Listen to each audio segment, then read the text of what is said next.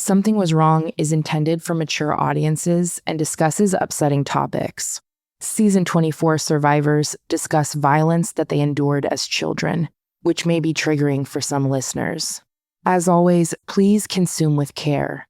For a full content warning, sources, and resources for each episode, please visit the episode notes. Opinions shared by the guests of the show are their own and do not necessarily represent the views of Broken Cycle Media. All persons are considered innocent until proven guilty in a court of law. Responses to allegations from individual institutions are included within the season. Something Was Wrong, and any linked materials should not be misconstrued as a substitution for legal or medical advice. I'm Tiffany Reese, and this is Something Was Wrong.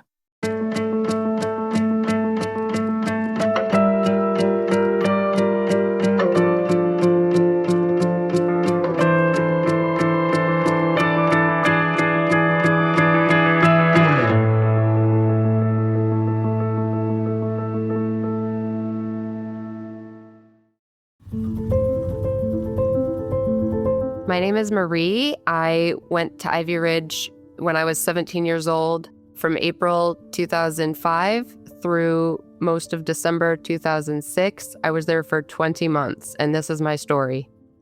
Most times when people meet me, they go, "Whoa, why do you have so much energy?" I used to joke that I just eat my Wheaties, but I actually was born that way, just very exuberant and excited. In most pictures with me and other kids, I'm the one with my mouth wide open, smiling in wonder. Part of it is ADHD, but another it is my mom's exuberant spirit. She just had that fire in her. She raised me till I was 5.5 when she passed away from cancer, and I got a lot of my personality from her. She was just a lot of joy and a lot of fun. Everybody remembered her as being jovial and organized at the same time. I wish she would have lived a little longer so I could get that organization part. So sorry for your loss. That had to be so incredibly hard. What was your relationship like with your dad growing up? I loved my dad, and I think he's a good person. We had a lot of good inside jokes and stuff growing up, but he was very easy to anger and paranoid about a lot of things that made him lash out at me when I wasn't really doing anything worth lashing out at. In my mind, I'd feel like nothing was going wrong, and in his mind, he'd taken something so small and made it something so big that he felt like he had to punish me for it. My biological mom had encouraged him to find a new wife. 6 months after my mom died, he got remarried. I was ready for a mom, but I just didn't know if I was ready to call her a mom yet. And then they had a baby. I was 7 when he was born. Ever since my brother was born, there was a difference in how they treated him. My little half-brother, he is awesome. To have him as the result of having my dad remarry and have him, I wouldn't trade it at all. The lady that he married didn't really have a connection with me, so it strained my relationship with my dad because this lady would report back what I was like, and he felt embarrassed or ashamed of me, even though not all of her reports were very accurate about me or what I did. I was a little kid, and she was making it seem like I should have these adult skills to regulate my emotions. She and I had a falling out early on. She didn't really want to be that involved. And so my dad had to be the one to take over driving me to school or social events.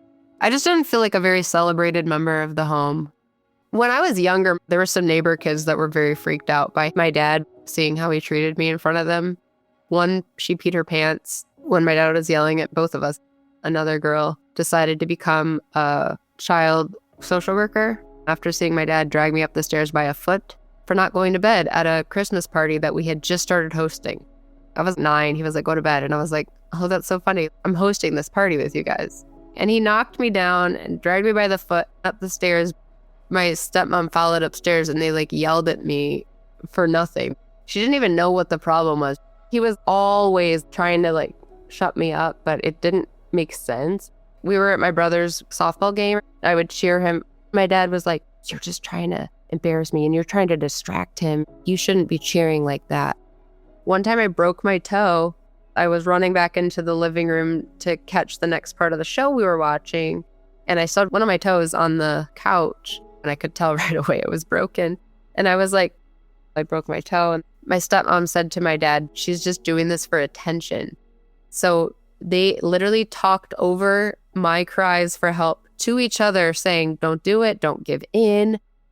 Their whole idea of parenthood was just to like not believe me. They would put these impossible criteria up. I have a struggle with getting up in the morning because it's like you have to be on the bus by 7:10 a.m. I would be like out the door as soon as I could. And sometimes I would just not make my bed in order to make that happen. And I got home, they were like, you never made your bed. You're in so much trouble. And I was like, okay, are you giving a tour of the house? Why is this such a big problem? And they were like, oh, are you talking back? I would have to write an essay or I'd be grounded. Most of the time of my 2 years before getting sent to Ivy Ridge, I was grounded from everything. They needed to have something else be wrong with somebody to like function. So it didn't have that much to do with how I was being because I wasn't behaving bad. I was a very risk averse person because I knew I was the oldest and like there's nobody really having my back. I was definitely like love starved growing up, but I feel like I was able to get my needs met through friends at school or through my karate. I always tried to be very good. I was very involved in Catholic youth group and I helped lead worship and I played guitar and sang and I was part of the youth group band and I was volunteering for the middle school program to like help them with their faith formation. And I would teach Sunday school to the first graders. I loved my church community.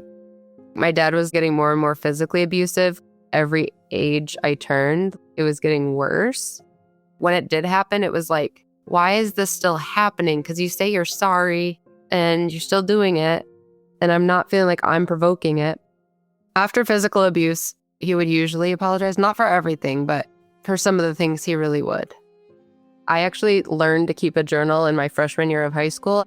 There was some really disturbing stuff that I had to go through in my freshman year of high school. I wrote down that I was trying to ask my stepmom what to do because I had accidentally like perioded onto myself and I needed help.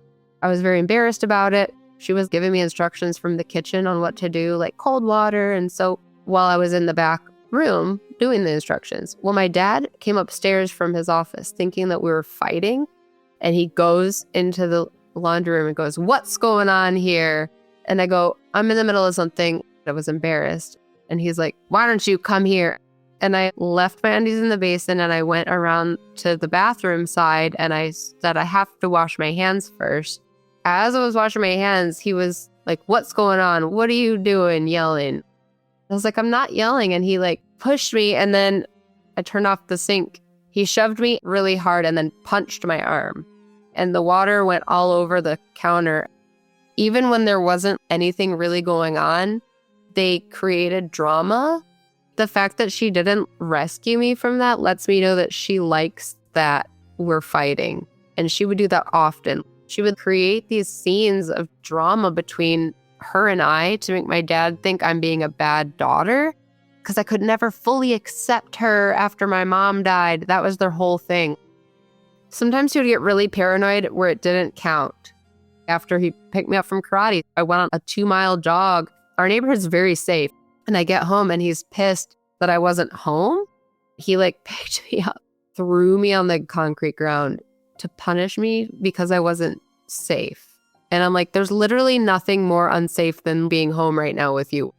Another time he pushed me down the stairs. And another time he choked me against the corner where the fridge ends and like the wall begins. He just had no patience and he flew off the handle a lot. When I turned 17, my biological mom's side of the family had me over for Christmas. All of the aunts and uncles staged an intervention for me and said, we believe that you're being mistreated and abused at home. And I was trying to deny it. I actually always defended my parents. They were like, no, we actually think that this is what's going on. And if you believe it to be true, you can stay here with your aunt. You don't have to do this, but we want you to know this is an option. They even drove me around the school that I would attend. So I thought about it for a few months and I actually decided to go ahead and do it once my school semester was over, which was going to be in like May or June. And this was still April because I would have been able to move out and live with my aunt. I think that scared them and made them realize that I could be speaking out against their abuse. And I think that they wanted to preserve their reputation. And that's a big reason they sent me away.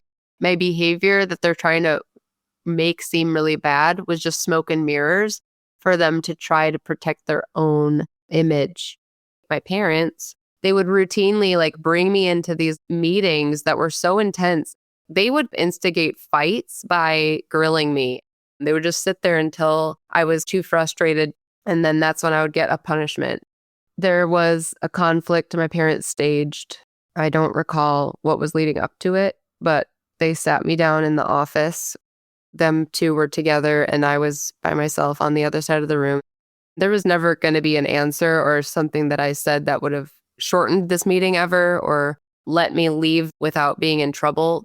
They said, we think that your behavior has been so bad that we're considering sending you to a military program. We've already gone to your karate school and said, yeah, Marie has been really badly behaved, disobedient. And then they also said, yeah, we told your school also. So they did a defamation campaign. And then they said, you're probably going to be going to a military school. I was 17 when they told me that. We were literally getting along like the last 2 weeks before I was sent away, which is the crazy part. My dad and stepmom finally stopped doing these interrogation sessions and they were just letting me exist in school. I ended up having an impromptu essay. They were like, sit here and write us a how-to essay. The first thing in my brain was, I'm going to figure out a way to like escape my parents. I think my teacher might have showed them the how to run away essay instead of asking me if everything was okay at home. All this sets the tone for what happens next. My dad wanted to blindside me and they said, we have a dentist appointment. Make sure that you are ready to go really early. It's going to be like a 6 a.m. dentist appointment. I was like, okay, yay, I'm going to fix my tooth. I get in the car Friday morning, April 22nd, 2005. My stepmom comes out and like hands a bottle of pills to him. And I think it's my ADHD meds and puts it in a pocket of his car and then drives to the dentist. My dad gets a call halfway there on his cell phone and he's like, yeah, we'll be there soon. We park and pull up and the lights are off in the dentist office. And I go, Dad, are you sure they're open? And he turns to me and goes, do you see that car over there? It was 2 parking spots over. That's going to take you on a tour of a boarding school. And you're going to return when you're 18. I was 17 and 5 months old. I immediately burst into tears because I was scared and I didn't understand what my move was. There was nowhere to run. It was just countryside. And the closest house of people that I knew was a couple streets over. I could probably have outrun all of them, but my brain tells me that would have been a dangerous thing to try. So I ignore that idea and I just comply.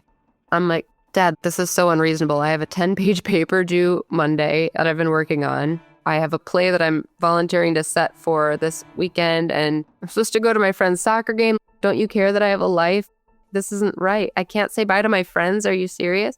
And then I accepted it and I go, okay, but can you send me my calendar and my guitar? That's all I want. He didn't send me that. And he knew I wouldn't be able to have those things because you're not allowed to know any dates or have any music at the school I was about to go to. He just said, okay. The people opened my door. They were like, yeah, you can hug her goodbye if she'll let you. My dad popped the trunk and they took the luggage to their trunk. I didn't know there was luggage until that moment. That's how I knew they had really planned a big con on me. There was a guy and a really big lady who was middle-aged. They put me in the back and it was child protected locks. And the guy was like, good thing you didn't struggle because we have these zip ties that we would have used on your wrists if you had. They were taking me on an 11-hour journey through Michigan, down through Ohio, and then up to New York. Most of the 11-hour drive, I'm actually like crying.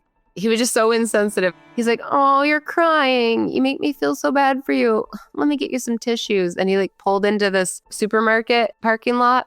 And this is where my nightmares go a lot of the time. He left the car with me and this lady. She was like, I know you probably do drugs. You're probably like terrible to your parents. Like all the kids we do this to. And I was like, why are you doing this to me? And then the guy came back and he gave me one of those pocket tissue things, a packet of them. And he's like, there, don't make me feel so bad. So they got on the highway. I was explaining the situation at home. I was like, maybe they'll just see I'm a good person and they'll turn around. They looked at each other and one of them said, should we turn around? And then they were just like, no, let's keep going. We stopped at a diner to eat and it was my last meal outside of that place. I had a burger with lots of ketchup. I should have asked for help. but we're very far from home at that point. And my brain told me that would have been very dangerous to try to stop it. It's actually taken me a very long time to accept that I didn't try to escape this process. I finally, in the last year, have found a way to just make peace with the fact that I was just trying to keep myself alive.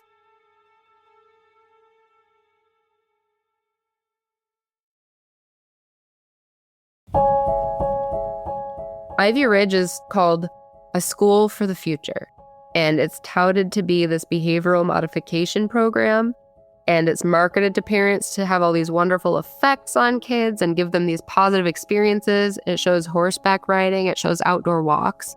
I was picturing New York City, but it was upstate New York where there's just like cow farms, and it was very cold up there. I was greeted by Miss Sis. On the program, she seemed pretty normal, but she actually screams a whole lot, and she was mean to me. Nobody knew my situation, and they all antagonized me right away, but she let me skip the weight and drug test, so I didn't have to go into the nurse's office, but they did send me right to intake. A staff took me to like the door of the back of the building, and there was a bus, and then the bus took me to like a stone's throw away dormitory. It's probably like 9 o'clock at night, and there was 2 girls my age to greet me that were in uniform. I went to shake their hand and be friendly, and they withdrew their hands really fast, and they said, "We're not allowed to touch." And they escorted me all the way through this long maze of a dormitory, through this very mildewy basement, which ended up being something we had to walk through every day. It smelled really bad of like mildew and mold. So it was like a dilapidated building that used to be a college that was just turned into this prison for kids. There was this upper level lounge, which upper level means kids with privileges. They like had watches on and their hair down, and they were like, "Okay, this is Christy. She's gonna do your intake." And she was a staff member. She was like, "Okay, we're gonna go through the stuff and the luggage and make sure that it's all okay." And they were like, "Oh, look at your pictures. You have all of your friends. How cute." And they like got rid of those pictures. I had actually been holding on to a little statue that my friend gave me. It's a little finger-sized statue of Saint Therese, who's holding a bouquet of flowers. I was taught that if you pray and ask for her help, she sends you roses. I was just holding on to that statue the entire 11-hour transport. Somehow they didn't get rid of that, and I guess sent it back to my parents. I actually ended up getting that back. They did a strip check, which they let me behind a towel at least. They did me like do jumping and bending over, and they gave me some pajamas and then told me to go upstairs to the cells that the girls were in. I'm calling them cells because it's literally what it looks like. It's the cinder block dorms. It's just 4 bunk beds to a room. There was like 20 girls. So there was 5 rooms of girls. They assigned me to this girl to take me from 0 knowledge to all the knowledge in 3 days. She was probably like 16. I actually was a lot older than a lot of the kids there. A lot of them were like 15, 16, and I was 17 and a half. She was a lower level just like me, so she was with me nonstop, and she was behind me at all times in line structure. I'm just trying to like wrap my brain about where I am, and she's explaining everything to me already, and it's 9:30 at night. I can't process anything, and I'm like grieving. I remember her saying, "You have to make 1,000 points to get up to a level where you're allowed to call your parents. And you only get 16 to 18 points a day. A lot of times your points are taken from you." And I remember going to sleep, doing math in my head, like how many times does 16 go into 1,000? Probably not figuring out the answer to that question, but trying to figure out how long it would take me to be able to call my parents. I was laying in bed with my eyes open, and this lady walked past and she'd said, "Close your eyes." I learned you couldn't even have your eyes open after shutdown. I woke up to the same cinder block walls. It wasn't a dream. They yell at you to wake up in the morning, and then you have a certain number of seconds to scramble out of your bunk and make it to the hallway to count off. And they count 1, bunk, 2, bunk, 3, bunk. The whole day, I counted how many times we have to say that between brushing our teeth and getting into the breakfast hall. I had to say bunk through every doorway, around every stair, every corner that you pivot. You had to say bunk 1,000 times a day, basically. Everybody seemed very adjusted to it, which was very creepy. Our uniform has knee socks and a skirt and a sweater vest, and you had to braid your hair. At the beginning, you could only have 2 hair ties at any given time because you could do 1 braid or 2 braids, but those were your only hairstyles. despite the fact that the program was about $40,000 a year, we had to pick out items for hygiene that our parents had to additionally pay for from some of the cheapest brands you could possibly imagine. To have a hairbrush, it was something that your parents had to mail to you. Our dorm mom was quote unquote cool, and she would occasionally bring a hairbrush for a girl that had been asking for some. There was the girls' deodorant or the men's deodorant, and a lot of girls opted for the men's deodorant because the girls' one didn't really do anything. You're allowed to write letters once a week on Sunday, and I was sent there on a Friday. So my first letter home was like, help me. I can't dance. I can't talk. I can't do anything. I need to not be here. I can't say bye to my friends. I have one friend going to the convent. I'll never see her again. Please let me say goodbye to them. I think they redacted a lot of my letter because you're not allowed to complain about the facility at all. My dad always wrote once a week, which was nice. I remember I didn't get letters from my stepmom. She wrote on my birthday. I was given a copy of the letters when I went home. I do distinctly remember there was a strong theme in every letter, and it was like, you're here because you're intolerable to live with. The only time anybody's allowed to talk is in group, which is 1 hour a day. You have to be given permission to talk. And even then, you don't want to talk because you're put in the throes of attack therapy. So if it's your turn to talk, sure, you can share whatever you want. Get it off your chest. But then they're going to have 3 people stand up and grill you afterwards about what they really think about you after you're done sharing. You would say things that were pretty rough to hear, and the recipient was not allowed to react with their own emotion. And you have to stand there with your hands open facing them to indicate a posture of receiving feedback. It was a very bizarre experience, not just because people that you wouldn't normally associate with in your group giving you feedback. It doesn't feel like they really know you enough to really be saying that. But it would especially hurt when you knew a girl had your back and she would be forced to go up and say things that made you feel like it was a slap in the face. I was given a turn to speak in group. I said, my parents think I deserve to be here, but I don't think I should be here. I literally go to church and go to school and try to be involved in activities. I guess I talk back to them, but it's because they're being unreasonable. The dorm parent went first. So well, there's always 2 sides to every story. You can't go by your story alone. You're probably just playing the victim right now, and that's because you're still new and you don't want to acknowledge what hell you put your parents through that made them so scared that they had to send you here. The other girls stood up and said they didn't believe me, and they giggled about it. We get it. Everybody likes to play that they're good when they first come here. I didn't feel very believed, and that ends up being a pretty big theme the whole entire time I was there. At Ivy Ridge, they make you think that your relationship with your parents is all that matters and that you'll do anything to have that back. And I believed them when they said, if I behave a certain way, I can have my parents' approval. And I was like, let me try this. So in a way, I did believe in the program and want to make it work. When you're a lower level, you don't really have to call anybody out because it's not your job. You have to call people out later on in the program when you're the big kid. Right now, I was the little kid. Walking in line structure, having to stand and look at the person's head for the whole day. We were in medical line for 10 minutes while everybody gets their med. And then we go into another line to wait for the cafeteria to be available. One day I went and they gave me bacon and it was raw. It might have been warm, but it did not look cooked. Knowing that that must be a mistake, I raised my hand and asked the dorm parent to help me get new food. And they were like, no, you have to eat it. And I was like, but it's not cooked. And she's like, if you don't eat that, you're going to get a correction. And a correction is when they take your day's points from you. You only get 16 points a day. And if you refuse to do something like that, you lose 25 points. So I had to eat this raw bacon. And for 3 years, I did not want bacon. It was disgusting to me, even the thought of bacon because of that. There was curdled milk. I took 1 sip and it tasted really bad. And then I looked and there was pieces in it floating. And then I said, I need help. I think my milk is curdled. And the chef came and said, no, it's just frozen. You're fine. And I was like, it's not frozen though. And she goes, are you arguing with me? You're going to get a correction. Some of these staff don't know what a correction is. They just like the idea that they can get you in trouble. The corrections were crazy. They would make up rules all the time so that you would lose points. I went to study hall a lot, which is what happens when you don't make enough points to supplement the corrections you get. They'd make us sit up really straight with our feet together and write out sentences about etiquette over and over and over. And that would be the entire day until you burned out your time, and then you could rejoin the group. But it was a waste of time because you couldn't earn points that day. And there was also isolation room, which I never went. You go to isolation if you're sick, if you're having a panic attack, if you're in pain, if you're just unable to physically cooperate. I saw a girl get a panic attack and she got escorted away to, they call it intervention, but it's just isolation room. They would just make you sit there and you couldn't do anything. Can you walk us through a little bit about what your school day looked like? We'd sit there for like hours a day.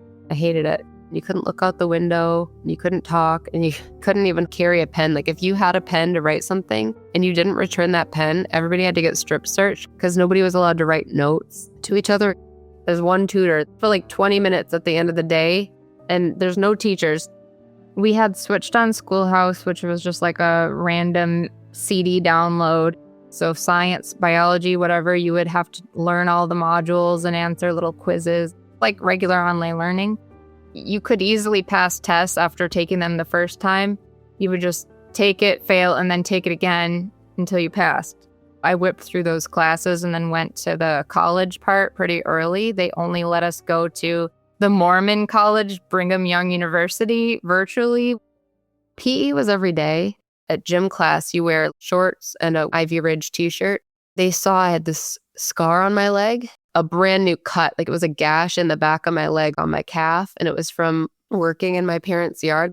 In gym, you are allowed to talk. And this upper level goes, "Hey, what's wrong with your leg?" And I was like, "It was from yard work."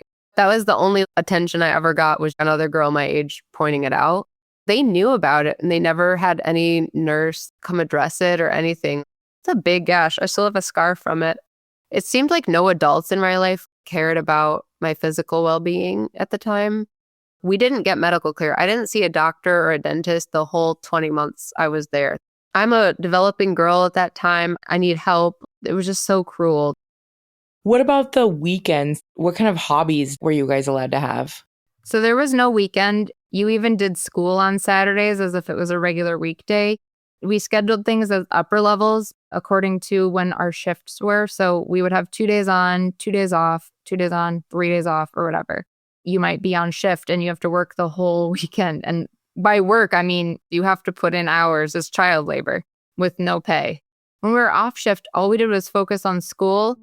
We would go in front of these padded walls in the gym and take a family photo. And we all have to be together and smile. That was to promote the program and to show our parents that we're happy. And it was all staged. It was a required thing. Like you actually had to do it. You couldn't opt out and you couldn't not look happy.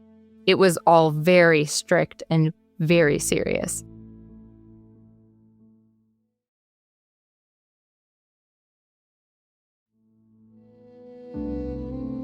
Another thing that happened was they wouldn't let me go to church. I have to go to church every week and get communion, and I have to stay out of serious sin, and I have to be able to have access to confession and priests. There was none of that. They were not going to allow us to go to church. So I asked for a meeting with the people in charge, and they actually put me in front of a couple people, and they said, "Why are you here?" And I was like, "I have to go to church and get communion." And they're like, "Do you know what communion is? It's wine. You're trying to ask us to get alcohol." And they just shut down my whole case. I did feel slighted that I couldn't have communion.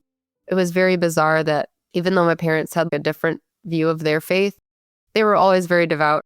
Why would they want me to be in a situation where I can't even go to church? There was a Mormon service that took place in this random room that we had to walk through every day to get to the school bus that took us into the dorms, but I never went because I'm not Mormon. Let's talk about the riot. We didn't know anything leading up to it. It was nighttime. It was an hour and a half past our time we were supposed to be in bed. The boys apparently started rioting, and I didn't know what was going on. There was just this loud alarm, and that's 90% of what I remember. This alarm was so terrifying. You could even feel the sound of it in your shins. We had to stand in line formation against the wall for like 10 to 15 minutes while these alarms were going off, while we heard screaming and shouting over the radios of the dorm guards and the night watch radios. I actually ended up, one of the only times in my life I've actually blacked out. I fell to the ground. I think it was just very overwhelming hearing all those sounds. We didn't really know what was going on, except they used the word riot. What have you learned since about the riot? Before the documentary, I talked to a guy who was there, and he told me all about his side of things. He said some kid first broke into the vending machine and gave out a bunch of candy bars. 2 of the kids were assigned to hold some of the dorm dads back. One of the kids was using the fire extinguisher against the dorm dads. They had a whole plan. Miss Sis acted all of a sudden after this riot like she cared about us. I think it was just a PR thing she did because she went around to each individual person the next day. She was like, "Are you okay from it? Good. Are you okay from it? Good." And she just got a verbal from every single person individually before we could really think about if we were even okay. I remember that being really weird. What am I supposed to say? They forced us to go through behavioral modification programs every 6 weeks called the seminars, inspired by the cults like Synanon. We went to this orientation seminar for 2 days. You have to graduate that program in order to move up in levels. So you would have to do everything they asked, and it was kind of dehumanizing. The second seminar is called Discovery, and it's 3 days long, and you have to do all these exhausting exercises and a lot of crying. There was a towel wrapped in duct tape, and you hit the ground for 30 minutes screaming. After you get all of your anger out, you're sitting there in this quiet place. And I was actually crying more in that part, not because I was exhausted from all the hate I had let out, but because I really missed home. The most traumatizing seminar was Parent Child 2 in Atlanta, Georgia. Every part of it, I felt like my dad and my stepmom were attacking me. On the second night of the seminar, I was so discouraged because the program had me thinking, as long as your relationship with your parents is good, then you're a good person and you're worthy of leaving this disaster. And I was like, well, since that's not going to happen, they're never going to be happy with me. Now what? There's no way out. And I felt like dying that night. I was so upset. I felt very isolated. My first months there, people knew I was Christian and they were making fun of me for it. I would love playing basketball in our PE time, but I made a basket, and then at lunch, one of the cool girls was like, "Oh, did Jesus help you make that basket? You're such a prick." I remember one of the girls didn't like that I was her bunk leader. She thought she deserved to be the bunk leader. She would always be talking without permission at night, trying to make me feel like I don't fit in or don't belong. I just ignored her, but she was adamant that she wanted to put me down for at least a month straight. It got pretty uncomfortable, but I didn't feel a need to call it out because she just had her own issues. I was clearly one of the older kids. I was able to be there as somebody who can answer questions, and I felt the need to parent them whenever I got the chance. I think I saw them as little sisters. I don't think it was a peer. When I was on shift with them, I felt the need to look out for them. I remember strongly advocating for people starting at Ivy Ridge. I don't remember having that fierceness before, but I'll still do that to this day. I don't know if it's my own trauma, but I feel like I have to advocate for people who need it. For the last year or 9 months I was there, I was an upper level. I was a guard. So I also had to share duties to tell on people and keep people in line formation and make sure everything was going to the rules. And I would get in trouble if I didn't call out people. So that was a very taxing thing. But I tried to bring my joy to people in that situation and mentor people when I could. The only book we're allowed to bring into the dorms is the Bible. After being there over a year, a lot of girls actually had sort of an interest in it. And I feel like I had a big part of that because I kept my faith at the center of everything that I did and was very intentional about praying for people and being there if they wanted to talk about God. But in the last 6 months, there were maybe 7 of us girls who were getting together in the library talking about what verse stood out to us in the Bible that we were reading. Everybody went around and it was the most beautiful thing. We met maybe 2 times, and by the 3rd time, they said we weren't allowed to do it, and they didn't give us a reason. It was just really sad because that was the one joy that we finally got They just come up with their own rules and you don't really get a chance to defend yourself. There's a grievance process, but I was never overturned on any of my cases, which were all very valid. I was dropped 2 times because of things revolving around the laundry. A drop is when you lose 4 to 8 weeks of progress in your program and you have to live like a lower level again. The laundry person was mad that she had to move my stuff to the dryer. And the other time was my friend had left her stuff in the wash and I needed to use the wash. So I just put her stuff in a basket and used the wash. And when she came back, she was like, my clothes aren't dry, so I'm going to drop you. In some of the files involving Ivy Ridge, former employees reported that they would get in trouble if they weren't dropping kids enough. It's true. There was a clear quota. I was a third person, and a third is somebody who has to go with you when you're with a staff member. So you always have a third person as like a witness. So I was just randomly drafted to go to med run with this girl. And on her med run, I saw right on the desk this note that said her parents were pulling her out of the program that next day. Because we're told to tell on ourselves or else we could get in worse trouble, I just let somebody know. I glimpsed at this. I'm aware that she is getting pulled, and I just thought I'd make that known. Looking back, I shouldn't have told on myself. Because I had spent time with her, I was like, by the way, you need to take your final exam. I really strongly encourage you to take that tomorrow. Because in my mind, I'm like, she's going to want to finish her class before she gets pulled. One of the dorm moms said, have you been spending time with this girl? And I was like, yeah.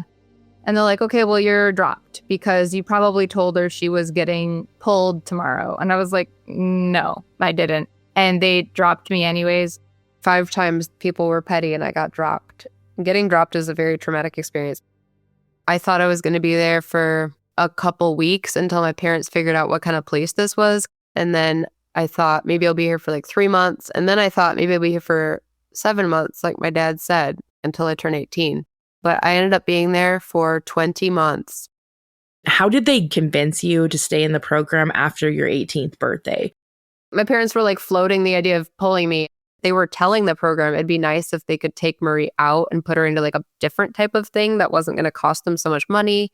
But the program said, we just don't recommend it. How are you going to know if she's better if she hasn't graduated? And my parents decided to keep me there until I graduated. They said they would disown me as their daughter if I didn't graduate the program. They said I wouldn't have any money or way to pay for college. If I left, they would only give me 2 weeks worth of groceries and 1 month of rent. And I didn't even know if I had any money. I didn't have a way of checking like a bank account. I assume I will just be like homeless. They manipulated me by saying my biological mom's family had issues that would make them bad to live with. I wasn't even allowed a phone call to an aunt or an uncle. So I didn't even get to connect with them to like talk about plans of living with them. I could only talk to my dad. And then they had Mr. Eric come in during group, pull me out and just say like, sign these papers. And he didn't give me time to read them. He quote unquote summarized what they were. And that wasn't what they were. They were just to sign my own rights away to the facility. He just like pressured me into signing all these papers. And to this day, I will never sign anything without reading it. My dad and stepmom, they were running out of money for Ivy Ridge and didn't even do their part to help me graduate, which is attending the final seminar, the graduation ceremony. I woke up very early, December 2006. All of the graduates of the class got to all go to one bigger airport to go to the LA final parent-child seminar 3, which is where the graduation seminar happens. And I unceremoniously took a flight home. It was just sad because everybody else got to get celebrated by their parents. I never had a high school diploma or a graduation celebration. All I knew was I had finished my last test on a particular class, and that meant I was done with high school. Did you live with your parents directly after you graduated? Yeah, I was living with them until I finished 1 semester at community college and did a bunch of jobs. When I got back from Ivy Ridge, my stepmom told me, don't tell anybody that you went to Ivy Ridge because they're going to think you're weird. I was basically like encouraged not to talk about my experience or anything. For those first few months, the family that I thought I was going home to, which would be full of mercy and grace and understanding never existed in the first place. I'm 19 coming back there, and they're treating me like I'm 11. My dad wanted me to work at Blockbuster, so I worked at Blockbuster. He found me the job, and my coworkers who knew I was very innocent and pretty religious were like, you got to watch the movie Saved with Mandy Moore. It reminds us of you. I was like, I love Mandy Moore. So I rented it. So excited to watch it. And my dad threw it on the ground and yelled at me and like attacked my character. What do you think was the strangest day-to-day getting your freedoms back after leaving the program? The strangest thing for me was getting to reunite with people that I thought I'd never see again. The thing is, with Ivy Ridge, they give you a limit to who you can access. So you have to write out all of your friends and mark them with A, B, C, or D category. A people were people that your parents approved you talking to, which was literally like nobody. B was people who were okay before the program. C is like use caution, and D is don't talk to these people. And anybody who truly supported me got C. Before I even left Ivy Ridge, I just got used to the idea that I wouldn't be allowed to see anybody I cared about for a while. I wasn't allowed to reunite with my own cousin, who was my best friend up until Ivy Ridge. I didn't even get to talk to her for 5 to 6 months after I left. So I was not expecting to hear from people I cared about. My karate instructor from my whole childhood made a Facebook account just to try to find me. And it was such a joyous reunion. But the other side of that was I had family who I was brainwashed into thinking they were crazy and that I couldn't rely on them, or they had it out for my parents. To realize that that's my family who loves me was a huge shock. This is the real world, not the world that my parents created for me through letters. The real world is that I'm allowed to have bonds with my family. Once I was finally reunited to them that summer, I was so overwhelmed with joy. We actually all got together that summer in July 2007. I hadn't seen them in so long, and I wasn't sure what they were going to think of me. I had actually produced a song about one of the girls that graduated right before me. She's big in advocacy, pushing legislation to stop programs like this. We put it on some CDs, and then we played it for my biological mom's side of the family. They cried, and they wanted to hear it 2 more times.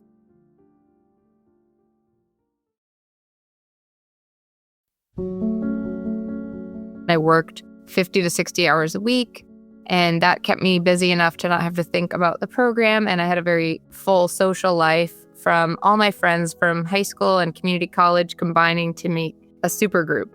But I did leave to go to a place in Texas called the Honor Academy, I think 8 months after my return from Ivy Ridge. And that was where it re-triggered a ton of my trauma. Honor Academy was a place run by Teen Mania. It's essentially a 1-year leadership and missionary program where you go to learn and like praise God, as well as working in ministry, serving the campus or helping the Teen Mania brand expand by putting on events for youth that filled stadiums. There were concerts, prayer sessions, and lots of like cool things that youth might be attracted to. I was starting the Honor Academy in August of 2007. Immediately, my first night there, I had my very first full-blown panic attack. There was an alarm that went off during a praise and worship session, and I did not know what was going on with my body, but I completely had a meltdown. I had to go outside, and fortunately, a lady noticed, and she came out with me. She happened to be in charge of my dorm experience. She was able to walk with me and help calm me down, but she was like, "What's going on right now?" And I was like, "That alarm is really scary." And I was shaking, and I wanted to fall to the ground. But because she was there to intervene, my panic was reduced significantly. That was my very first time being like, there is something incredibly triggering happening.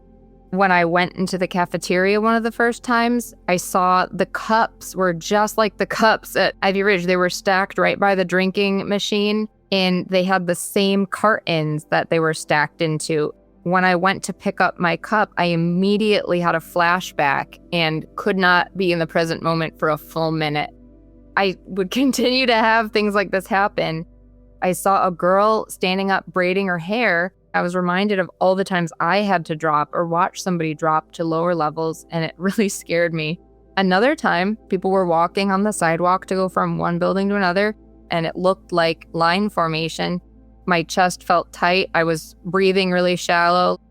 The most awful panic attack that I had was when we were leaving a ballet later on in the course of our year there. It was a gorgeous time with the girls in my dorms. We went on to a school bus to take us back to campus. As soon as I got on the school bus, it reminded me of getting onto the school bus that took me from my very first ride when I arrived at Ivy Ridge, and it reminded me of feeling trapped and kidnapped. I fully was in like a shrimp position on one of the seats of the school bus, and I was very fortunate that two of my roommates who were very close to me immediately just understood I was having a trigger, and they hugged me really, really tight, and one of them was just sobbing. There was like a football game on the campus. One time the buzzer went off to signal the quarter was done, and I immediately collapsed on the sidewalk. That's when I knew I had to go to see like a campus counselor. I first learned there that that's called acute post-traumatic stress disorder. And apparently the skill to cope with acute PTSD is to simply remind yourself of where you are right now. He said, say, this is a football alarm for a football game that is going on right now. And that you have to specifically like be in the moment and state what's happening right now. After I left the Honor Academy, I did some counseling for free at my campus at college. It was just very informal. It wasn't like a trauma intended type of program, but getting to talk about it helped me understand a little bit. One of the problems that I perpetuated was thinking that the seminars had been a good tool to process problems. I had a roommate, and I thought that using some of the tools from the seminar would be helpful.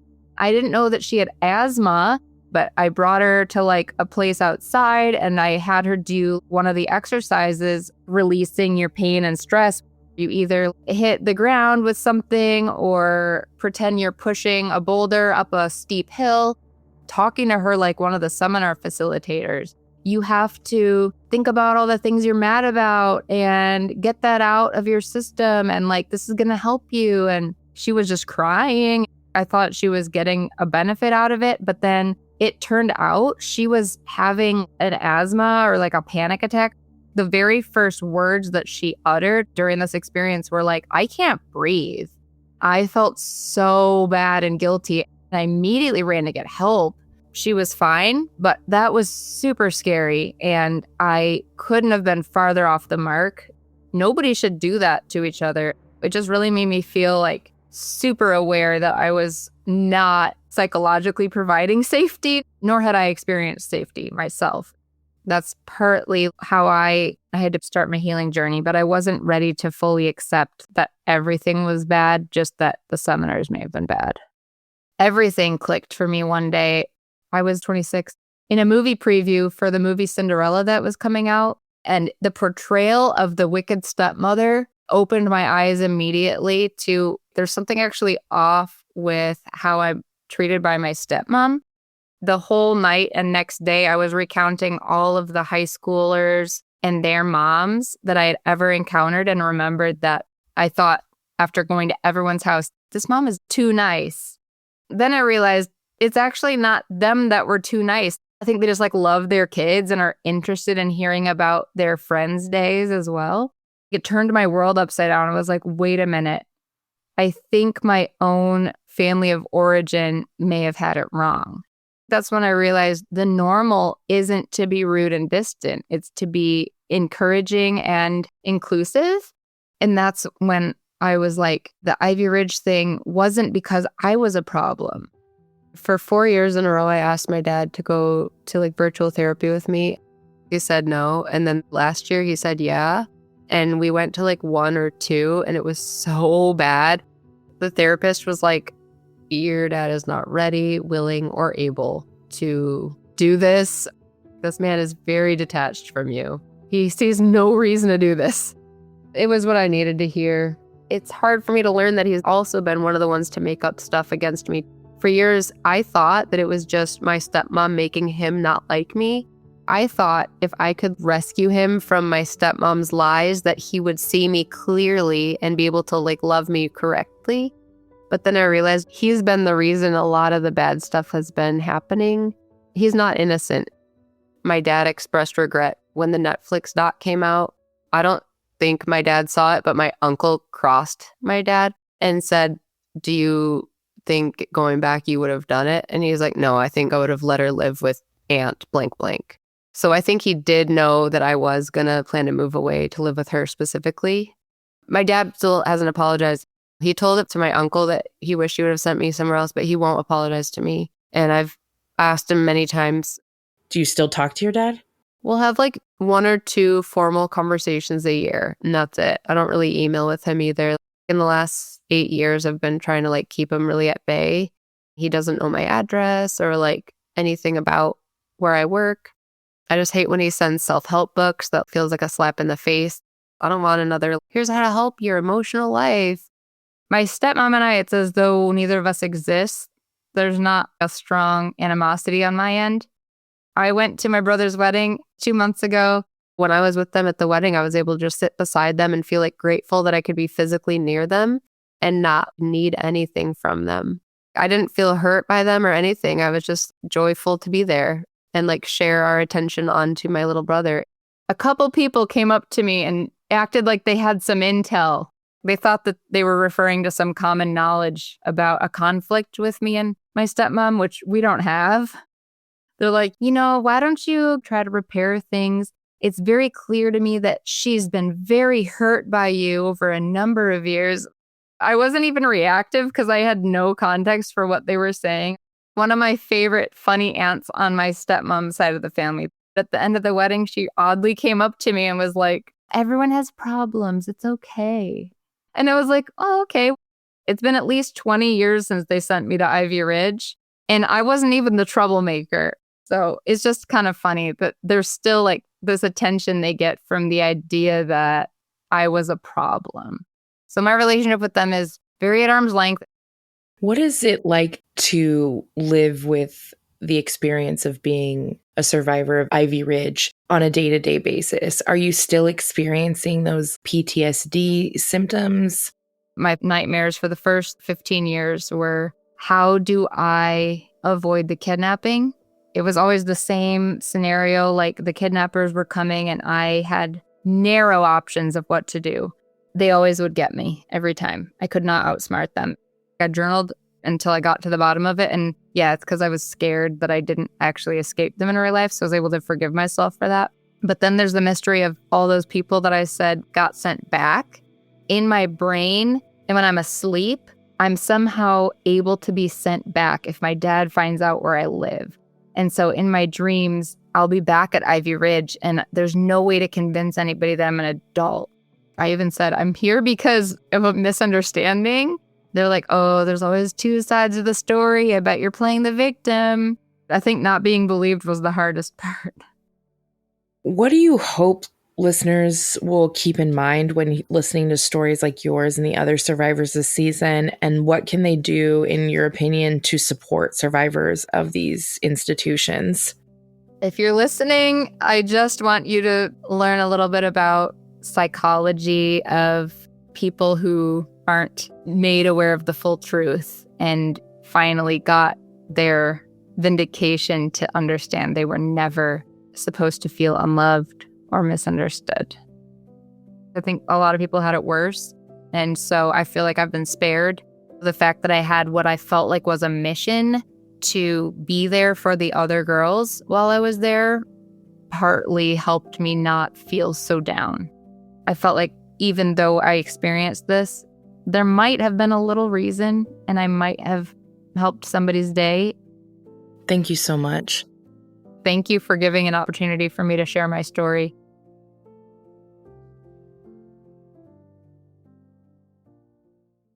Next time on Something Was Wrong. He was begging me not to send him. I get the picture of those two men standing there and me letting them take him. I have to live with that for the rest of my life.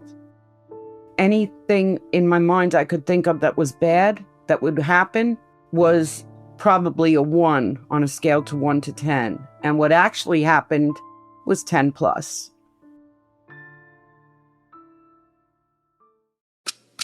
Something Was Wrong is a Broken Cycle Media production. Created and produced by executive producer Tiffany Reese, associate producers Amy B. Chesler and Lily Rowe, with audio editing and music design by Becca High. Thank you to our extended team, Lauren Barkman, our social media marketing manager, Sarah Stewart, our graphic artist, and Marissa and Travis from WME. Thank you endlessly to every survivor who has ever trusted us with their stories. And thank you, each and every listener, for making our show possible with your support and listenership. In the episode notes, you'll always find episode-specific content warnings, sources, and resources. Thank you so much for your support. Until next time, stay safe, friends.